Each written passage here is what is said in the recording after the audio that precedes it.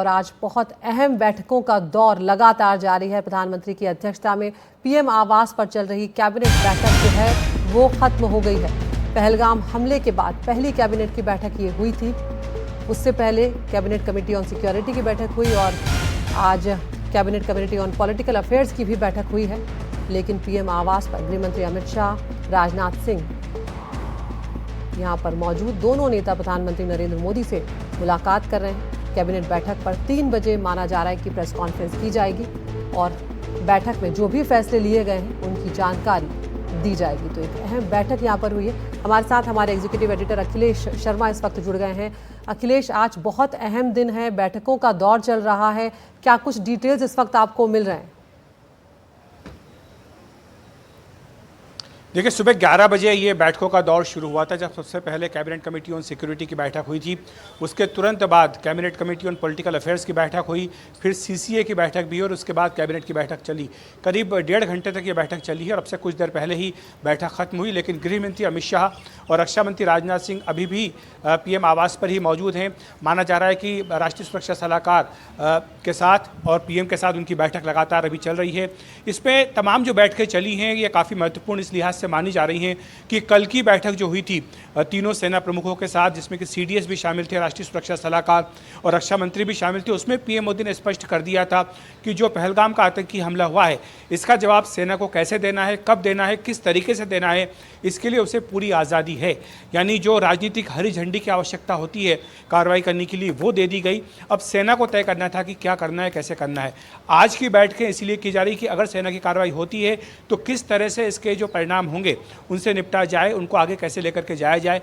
इसी बीच सरकारी सूत्रों की ओर से एक डोजियर भी जारी किया गया है जिसमें बताया गया कि किस तरह से पाकिस्तान केवल भारत में ही नहीं बल्कि दुनिया के अन्य देशों में भी जहाँ जहाँ पर आतंकवादी घटनाएं होती हैं, हमले होते हैं, वहाँ पर उसका हाथ साफ तौर पर दिखाई देता है।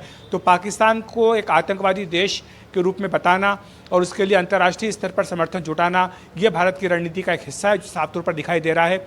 इसके साथ साथ भारत ने कुछ अन्य कदम भी उठाए हैं, जिसमें कि सिंधु जल संधि को फिलहाल सस्पेंड किया गया और इसी तरह से वीज़ा पर पाबंदी लगाई गई। जो पाकिस्तानी भारत में थे उनको वापस भेजा जा रहा है। तो ये भी कदम है। और अब सवाल सबसे बड़ा ये आता है कि क्या मिलिट्री ऑप्शन भी बीजेपी सरकार एक्सरसाइज करेगी। और ऐसा लगता है कि जो पिछले 2-3 दिनों में घटनाक्रम हुआ है उससे ये लग रहा है कि शायद हरी झंडी मिल गई है और उसके बाद अब सेना अपनी ओर से कोई ना कोई कार्रवाई ज़रूर करेगी।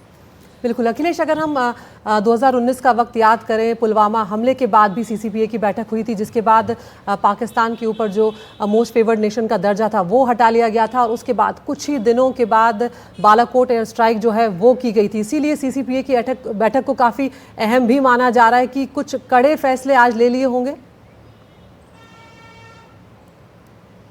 निश्चित तौर पर आपने बिल्कुल सही कहा अदिति कि जब पुलवामा हुआ था उसके बाद सीसीपीए की बैठक हुई थी फरवरी 2019 में और उसके बाद कई कड़े फैसले किए गए थे। इसमें कि पाकिस्तान को मोस्ट फेवर्ड नेशन जो भारत ने दिया था उसका दर्जा वापस ले लिया था और इसी के साथ अंतर्राष्ट्रीय स्तर पर पाकिस्तान को कैसे आइसोलेट किया जाए इस पर भी गंभीर मंथन हुआ था और उसको ज़मीन पर उतारा भी गया था, उस पर अमल भी किया गया था।